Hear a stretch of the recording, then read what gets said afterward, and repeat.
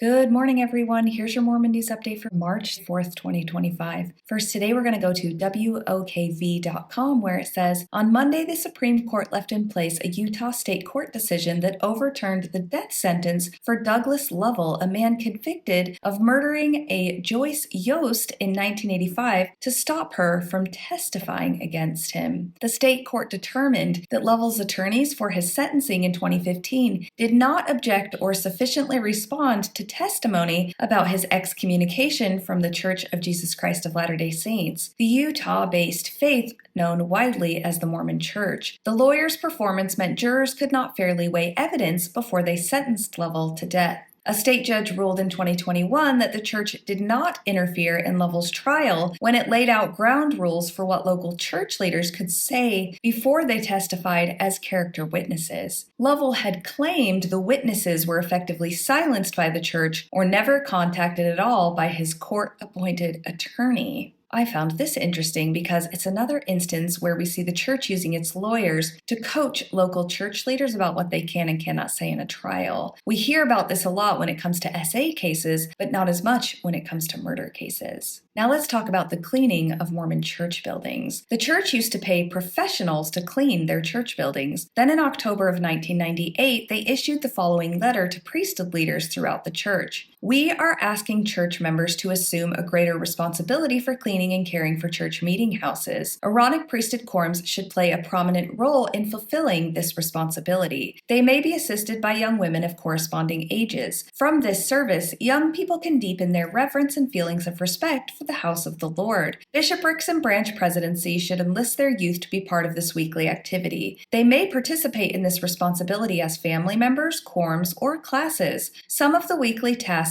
that may be assigned are shown on the enclosed sheet. Suggested assignments include cleaning restroom floors and counters and replacing paper products, sweeping the cultural hall floor, platform area, and exterior entrance walks, cleaning the sacrament preparation areas, cleaning grounds, parking lots, and adjacent church-owned property, preparing the meeting house for Sunday worship, removing snow from sidewalks as needed, and planting, weeding, and caring for flower beds. Some tasks, such as snow removal, may need to be done on the Sabbath. Where possible, most of the cleaning tasks should be accomplished as part of the ongoing weekly youth activities. Local priesthood leaders should determine the details of how to organize and carry out the work. I have really not seen this work performed largely by the youth like this letter says it should be. With that in mind, let's read a recent post about church building cleaning. This from the ex-Mormon subreddit. It says, please view this link ASAP. Here is a link to the ward building cleaning assignments. You will be cleaning just the portion of the church we are assigned to clean. The stake has asked, you're going to see in a second that they're not asking but telling, that 4 couples clean our part of the building every week, and that is in capital letters. The first 2 assignments are for this Friday and Saturday at 6 p.m., and they are crucial. The couples assigned to clean Friday will be making sure our church building is ready for a leadership meeting with Elder David A. Bednar, and the Saturday cleaning group will be cleaning up after that meeting. If you cannot make your assignment, you must assign another couple to clean in your place. There are no exceptions. See, they're not asking, they're absolutely demanding and telling. Once you have a couple to clean for you, please let the PFRs, which stands for Physical Facilities Reps, in charge of that week know immediately. Their contact information is on the list. Thank you for all your diligent service in this awesome ward. If you have any questions, please ask either me or your PFRs. Church cleaning list. Each cleaning will start Saturdays at 10 a.m. If you cannot make it, you must assign a couple from the ward and have them confirm with the PFR assigned to clean that week. The weekly leading PFRs are in red and bold. Please contact them if you cannot make it and let them know who will be coming in your place. Also contact them with any other questions. So much for the Mormon Church being a church of volunteers. Now let's go to LDS Daily. Elder Dieter F. Uchtdorf declares, I was a refugee in a poignant new video. By the time I was 11, I had been a refugee twice. My family had been forced to abandon our home and seek refuge in different lands. As a child, I remember playing in the bombed craters of a city ravaged by war and wearing worn and ill-fitting clothes that others perhaps considered as not especially fashionable. Since we came from different areas, others of my age sometimes ridiculed me because of my accent and made fun of me because I didn't fit in. I can understand the hardship many of you are enduring. Dieter goes on to say a lot more than that, but that's all I wanted to talk about. I honestly think that Dieter would be far more compassionate and caring if he wasn't an apostle. He seemed to start his apostolic career as a kind and compassionate elder, and then, after he was demoted out of the first presidency back into the Quorum of the 12, I noticed him falling in line and eventually comparing those who leave the church to unruly children. I try to imagine him as a bishop offering gentle pastoral care to a small board. I think top leadership ruined Dieter. Now let's go to a Facebook post in the group, The Church of Jesus Christ of Latter-day Saints. This person says, "Our meeting house for our ward is a stake center." They're talking about a meeting house in Stevensville, Montana at 100 Middle Burnt Fork Road.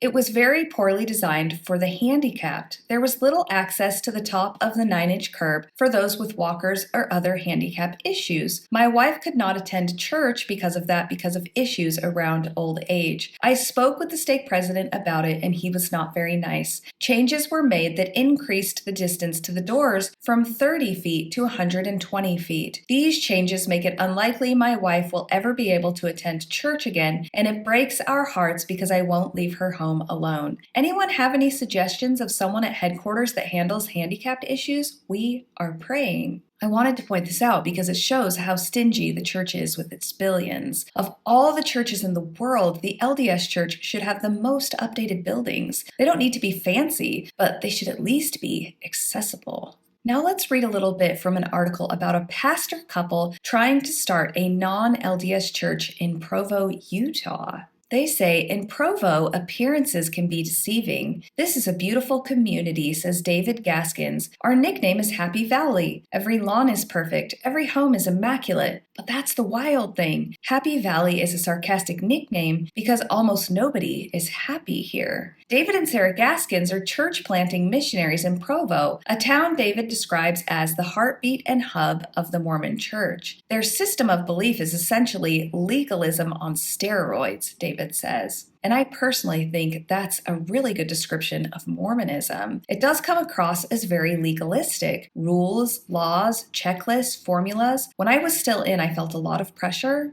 and very little joy. The article goes on to say, they believe every single aspect of your life needs to be perfect before you can earn the love of God, and that attitude of perfectionism influences everything here. Your marriage needs to be perfect. Your kids need to be perfect. Your career needs to be perfect. But behind all these people trying so hard to be perfect is pervasive lostness and sadness. This is a dark, dark city where the joy of the true gospel is not present. Isn't this an interesting perspective coming from an outsider in Provo? This is what they've witnessed. Of course, they're coming in with their own bias, but I still find the perspective informative. They go on to say, in lots of other places, a new church can come together in 1 or 2 years, Sarah says, but a church plant doesn't just magically come together in Provo. The average time it takes someone to really leave the LDS church is 7 years. Now, I don't know where they get that number, but it rings true for me. I started reading parenting books, which I pinpoint as the beginning of the end of my church attendance for me. In 2007, and attended church for the last time in 2018. My ascent out was quite slow, but an average of 7 years sounds about right. The article then says, and even if they start coming to our church and decide to follow Christ, still they're baby Christians and they need help learning about the Bible. So what we have now is beautiful and wonderful, but it definitely didn't happen fast. Mosaic Church grew slowly but surely because, as it turns out, people who know the real Jesus stand out in Provo. When we just displayed the fruit of the Spirit, whether that was joy, peace, or kindness, that was incredibly attractive to this community because all they'd ever seen was fake. David says.